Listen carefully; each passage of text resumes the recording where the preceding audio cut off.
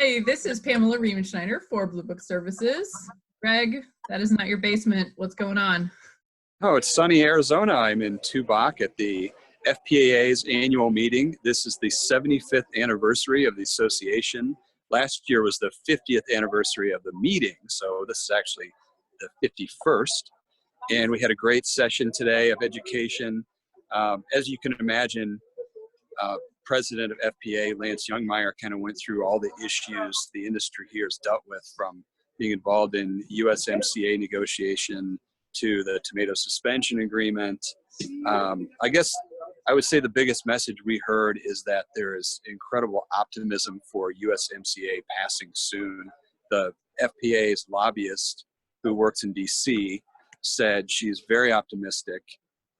The Trump administration has been very strong on pushing it, and she said they've done internal polling, and they believe they definitely have the votes in the House of Representatives, and Speaker Pelosi is on board. The only hiccup right now is some labor groups are trying to slow the process down, but she didn't think that would happen. So that's a very good thing. Okay, yeah, great. I know exactly where you are. You're right outside at the Tubac Resort. I was there back in March. It's cold and rainy here in Austin. I'm kind of jealous. Big story for us was actually an outbreak that no one knew anything about until the FDA declared it over. That was that. We got a lot of traffic for that. And then also you wrote a follow-up. You talked to Trevor Susslow about that. What happened with that? And was it really a romaine? We don't even know anything about it. Yeah, it's a really weird situation where the incidence of sickness took place over such a long period of time that it was really hard to isolate.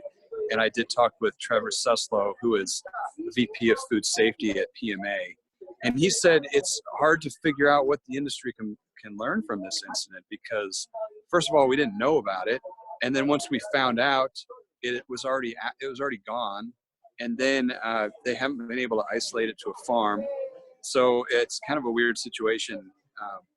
You know, it's still, the industry still has a lot to learn when it comes to food safety, and they believe they are working toward making it safer, but there's these weird situations where there's an outbreak and, you know, our technology is good enough that we can narrow it down, but it's not good enough that we can get it back to a farm. And then all the products out of the system, of course. I mean, it started in July.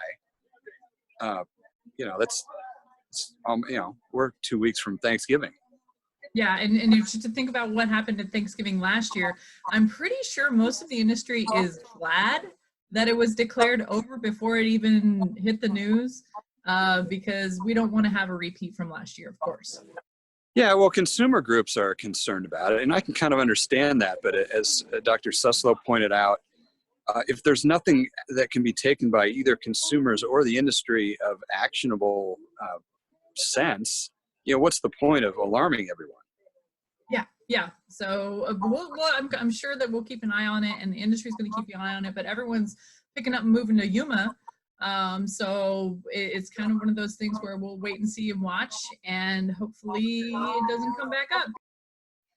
So, of course, we just finished the educational program at the FPA annual meeting, and tonight will be a reception, and tomorrow and the next day will be a wonderful golf tournament. But they also celebrate a pillar of the FPAA, and tomorrow night it will be Chuck Cerulli Sr., who has made his name in importing mangoes, among other crops, and his two sons, Chris and Chuck Jr., have been very instrumental in leadership in the industry. So that's always a cool part of this event. All right, well, have fun down there in Arizona. I hope you have some good golf out there as well. I'll try to temper my jealousy. Yeah, well, you do get to go to Germany in a couple months and stuff. I do. I just booked my flight, so I'm super excited. Well, that's it for the weekend review for the Produce Reporter newsletter. If you are not getting our newsletter, that's a problem. Go to producebluebook.com and sign up. Thanks, guys.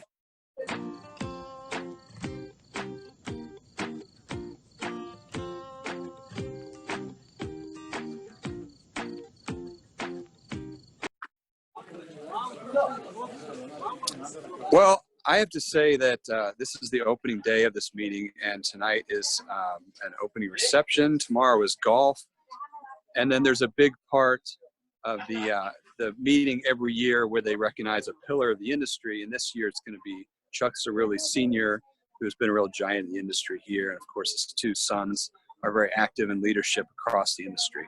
So, we're starting to get into the fun part of this meeting. Of course, I will be playing golf along with industry members. And you would think I would be the one who would be distracted because I have all this industry going on behind me. And instead, it's you. Later in the day, man.